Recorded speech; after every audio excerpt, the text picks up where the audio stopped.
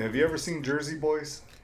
Yes, I saw the movie, not the musical yet. Okay, and that came out earlier in the decade, right? The 2010s. The musical did, and the movie was 2015, 16. Think about that, okay? Because it's the story about Frankie Valli. Yeah, And Frankie Valli is relevant almost 60 years after he became a professional singer making money to play music. that's impressive considering that's most of his life. And what's crazy about that is Frankie Valli has had several resurgences over the course of his career. I would say from like 1962 until 1967, with releasing a ton of records with the Four Seasons. Yep. Huge. Just huge. Oh, yeah. Any way you look at it, superstar. Oh, yeah. I mean, you and I and our friends know a Four Seasons song, whether we want to or not. You know what's funny, man? Back when we were in high school, when Frankie Valli was touring the oldies circuit regularly, Yeah. I actually saw him in concert. Oh, and I'm jealous. I envy you. I was at SeaWorld, man. All right, I'm not going to SeaWorld now, but I went back in the day. Oh, yeah. And there was Frankie Valli. So I actually got to see Frankie Valli perform. Okay.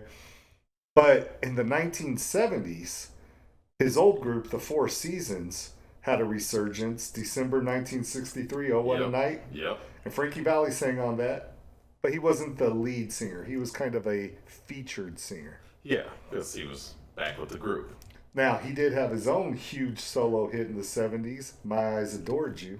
Yeah, see, just hearing the title of that song always gets me. I know, you don't want to cry. That's why we're not talking about that song today, because we don't want to cry. Yeah. That's why we're not talking about his 1960s solo hit, I Can't Take My Eyes Off of You. Which that's, if ever there was a song that is crack, it's that one. And we're going to leave it at that. Okay, so the solo hit by Frankie Valli that we're going to talk about today is Grease. That's right. Say it again, brother, because they're like, what? Grease Lightning. Yes. No, not the song Grease Lightning, just Grease. Just Grease. Now, here's the thing, man. This single was a number one hit for 2 weeks in 1978, sold over 7 million copies. 1978, number one album, and it was a double album. Okay, so think about this. The guy who wrote this song and who was responsible for any new song on this soundtrack Yep. had a hell of a year in 1978. Oh, yeah. Barry Gibb and his twin brothers, oh, they could do no wrong in 1978. Because not only did they have this album sitting at number one, movie soundtrack, the other movie soundtrack of that year to hit number one was theirs, Saturday Night Fever. And they were both double albums. Yes. That's what's nuts. Yeah. The prolificness of those brothers, the brothers Gibb, awesome. It's funny, we started off the show talking about Frankie Valli, but Barry Gibb wrote this song. And the reason Frankie Valli is singing it is because Barry Gibb said, there's too much of me going out into the world right now. I know somebody who can sing in that register. It has that sweet falsetto. Has that he sweet does. falsetto. Not only that, but Frankie Valli evokes the time of like the 1950s Oh, yeah, and the because cool he's cars. straight from that era. Right. Yeah, whereas the Bee Gees, okay, they were breathing air during that time, but they were also in Australia. They can't relate to, all right, that period of time in the U.S., And even when the Bee Gees had their first wave of popularity, as they call first fame. first fame, there you go. When they had that first fame, they were considered like the Australian Beatle clones. Okay? But they had hits, they had popularity, but then it kind of waned in the early 70s. Yeah. So they had to regain popularity in that second wave. And that reinvention it was money. They knocked it out of the park. So Barry Gibb gives this song to Frankie Valli to sing. And oh, by the way, another number one hit for Barry Gibb. Yeah. Because it wasn't just the Bee Gees having number one hits. It wasn't just Frankie Valli having number one hits. They had a little brother. Yes. Oh, Andy. See, they were throwing out number one hits for him too. Right in the heart. And you know, that is a sign of greatness. When, okay, you can crank out your own number one hits, but when you have so much talent, creativity that you're just handing them off to people, aside from the brothers Gibb, the only other person who I can think of that who's that prolific, Stevie Wonder. No, I think you're right. Because Stevie Wonder just throws songs out like candy too. Yeah, exactly. It's like, oh, here, you know what? This is just something I had hanging around the house. It's a number one hit. There you go. Yeah, no, it's really amazing, and I like the Bee Gees.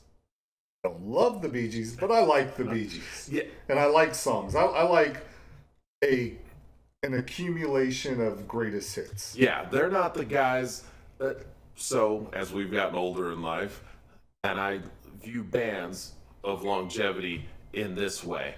If I can go through their catalog and put together my own album of greatest hits of their songs, that says something to me.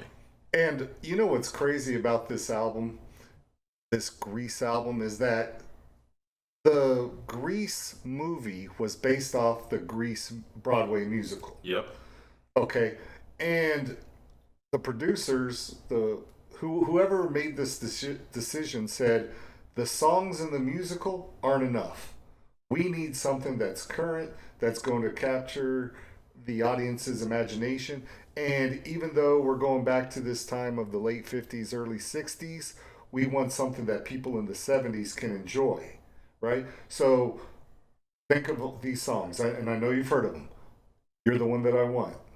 John Travolta and Olivia Newton-John. Oh, yeah. Hopelessly Devoted to You. Yeah. Sandy. Right? You're the One That I Want. Number one hit. Grease. Number one hit. And it is still getting played on the radio. Granted, it's the oldie station. Of course. But it is still played today. Right. So they not only updated the soundtrack of the musical, what they ended up actually doing is creating a whole new collection of songs that people from the musical could also enjoy. Yep.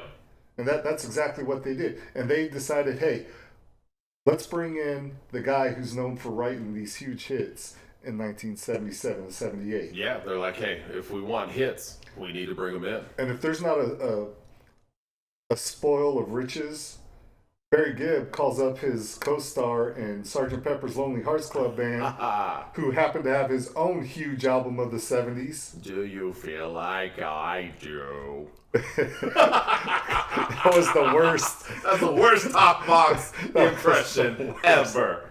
Okay. God, man, I can't believe you did that.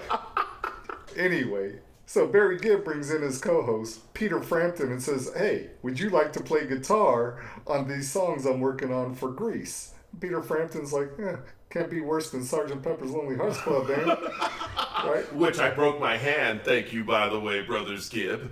But clearly it did not affect him too much. Right, so I thought that was fascinating that Peter Frampton comes in and throws his little licks on this song. But when you listen to this song musically, you're not like thinking, oh wow, that's Peter Frampton on guitar, because I actually grew to love Peter Frampton's music. I went back, explored all the albums pre-Frampton Comes Alive, and I thought, wow, this guy, one, he can sing, and two, he can play, but he can really construct a really great song. Oh yeah. Not a great lyricist, you know. He's not going to blow you away with his deep lyrics. Yeah, he's definitely not a Chrissy Hine. Absolutely. Yeah, no. But the guy can perform, and I was really impressed with that. And so when I saw that Peter Frampton was participating in something like Sgt. Pepper, and he kind of went AOR at the end of the 70s, not saying they didn't have his ballads and love songs, but he really tried.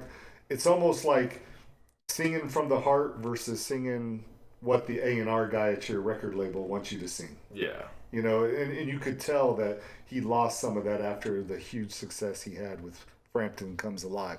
But we're not talking about that. We're back to the song. Yes. But this song is not really like a Peter Frampton feature performance, because I know that there are other songs on the soundtrack, like, what is it, Hopelessly Devoted to You. And the other great thing about Frampton's musicianship, or a good musician, they play to the song, to the music. So if I weren't a dork guitar geek growing up and now, I never would have read the liner notes growing up, seeing that it was Peter Frampton. You know what I'm saying? Because he played to the song. He did nothing to make it stand out as though, hi, I'm Peter Frampton. This is me. You know, when I hear this song, I always think back. It's because of the images of the movie. It's the little cartoon at the beginning of the intro, movie. exactly, the intro to the movie, that animation.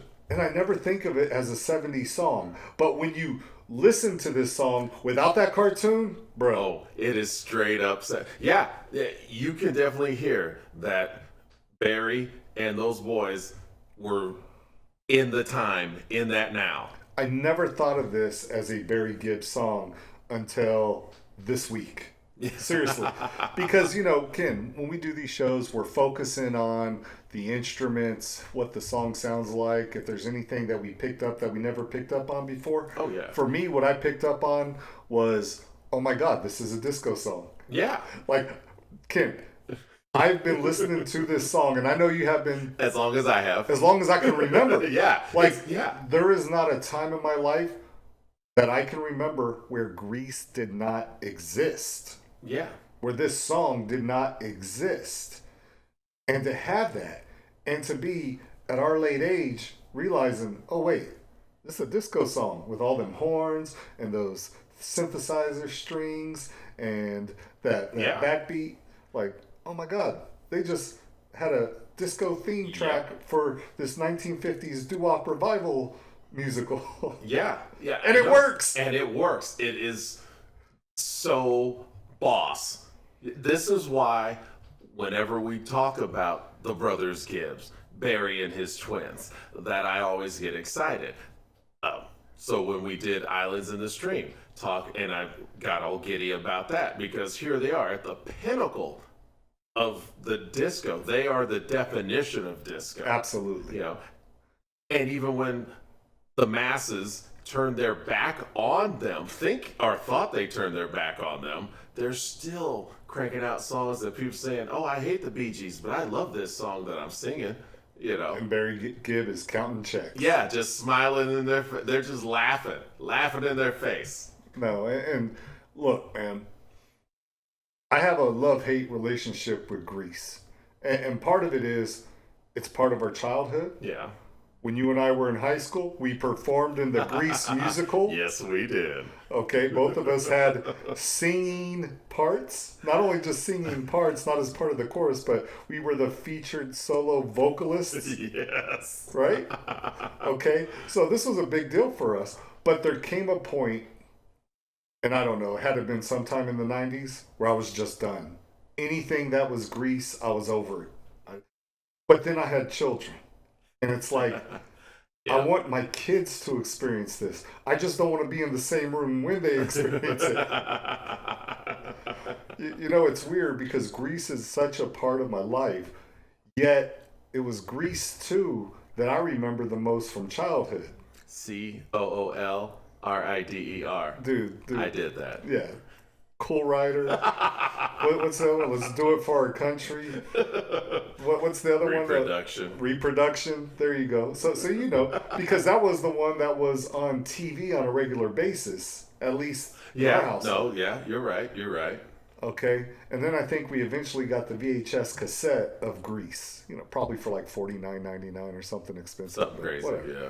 But the point being is, then that came through. But these songs were always played either on Top 40 radio, on the oldie station, on the classic adult-oriented radio station. They were always around. Oh, yeah. Okay?